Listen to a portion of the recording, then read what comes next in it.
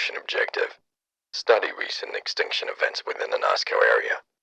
Large patches of soil and foliage have started to decay at increased rates, and local fauna have started dying at increased rates. Hypothesis: possible water poisoning or radiation increase within soil.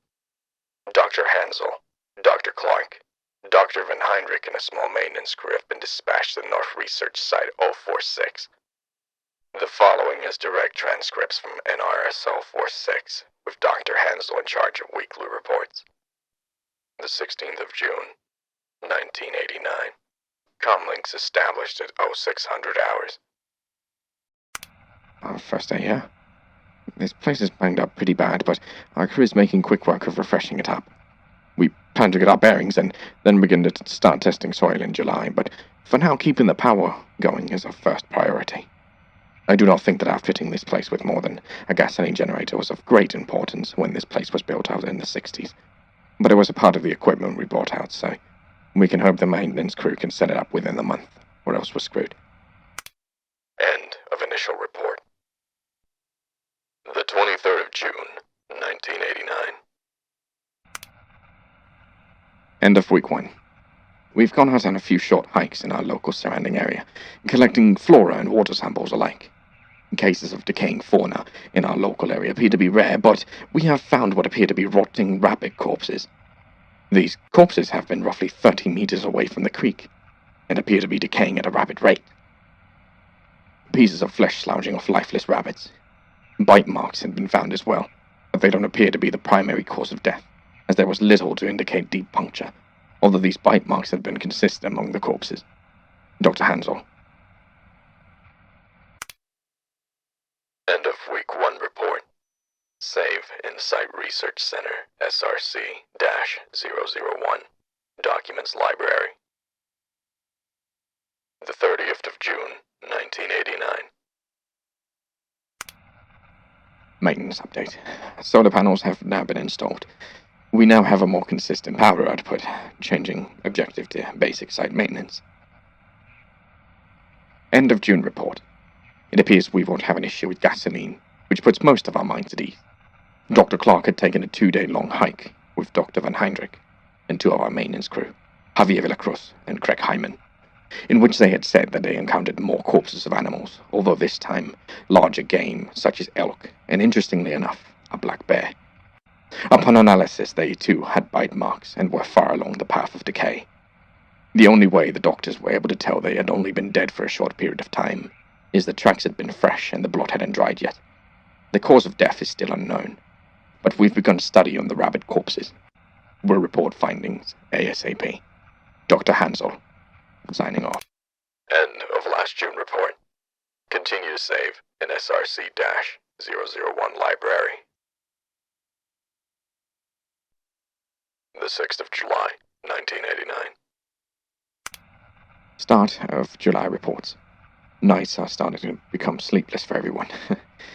Dr. Clark had started to perform psychoanalysis on the crew, me included, and has noticed an increase in paranoia and anxiety. Studies have begun on the water, and at the moment everything seems standard. pH balance is a little more alkaline than standard, but it's nothing that would cause any damage at all. I think the woods are starting to get to us. End of 1st July report. Radio silence for 2 weeks. Site command will wait until the end of the month to send a response team. The 20th of July, 1989. Mid-July report. Power had gone out in a storm, and we'll have lost one of our maintenance crew. Levi Remmel died at 2300 hours on the 17th of July, 1989. In the same manner as the rest of the animals we had found. Bite marks as well. Everyone is extremely on edge, and Dr. Van Heinrich has started muttering to himself. If his condition grows violent, a quarantine will be enacted, by any means necessary. Dr. Hansel signing off. End of mid-July report. Immediate response team Unit 132 will be dispatched at the end of August if next report demands it. 27th of July, 1989. End of July report. Things appear to be returning to normal, although there is a banging on the site walls occasionally on evenings. Hopefully the deadline for November sticks out, but as things are going right now, we're unsure as to what the increased rate of decay could be. We have found what appears to be a half-disheveled rosebush, where there is a perfect line between the dead side and the living side. With some flowers being alive and dead is unbelievable. Dr. Van Heinrich keeps talking about the chanting or screaming emanating from the woods, but I think these are stress-induced hallucinations. And Dr. Hansel, signing off. Start of August reports. Add secondary objective. Research psychological effects of solitude.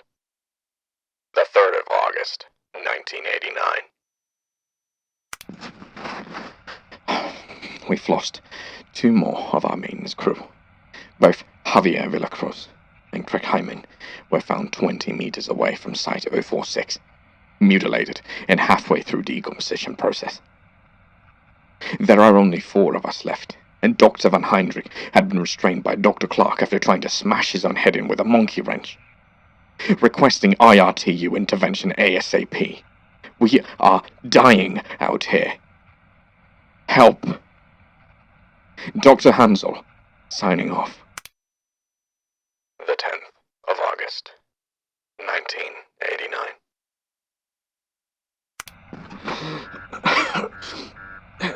It got Dr. Clark. Van Heinrich went ballistic and killed Owen O'Brien. I'm the only one left. Someone fucking help me, please. I don't want to die here. This cannot be the end. There are so many I've managed to kill, but there are more coming. They aren't human. Send help. IRTU-132 arrived on site at 0900 hours on the 17th of August. The corpses of doctors and maintenance crew were found littering the site. There was a foreign corpse there as well, which had appeared to be a 4-armed humanoid with spider-like appendages. After further study, a venom gland had been found. A rough description by one of the IRTU soldiers is documented as followed. Please describe what you saw out there. Okay. It looked like a spider, but wrapped in flesh without the fuzz or spine spiders appear to have. Its eyes were blacked out entirely, and it had been in a death curl, like many spiders have. The most terrifying thing about it was its size. It was the size of your average man, sitting somewhere between 5'6" and 5'9". That's it. Are we done? NRS-046 incident is to be classified to everyone without given explicit authorization of the Canadian government. End of reports.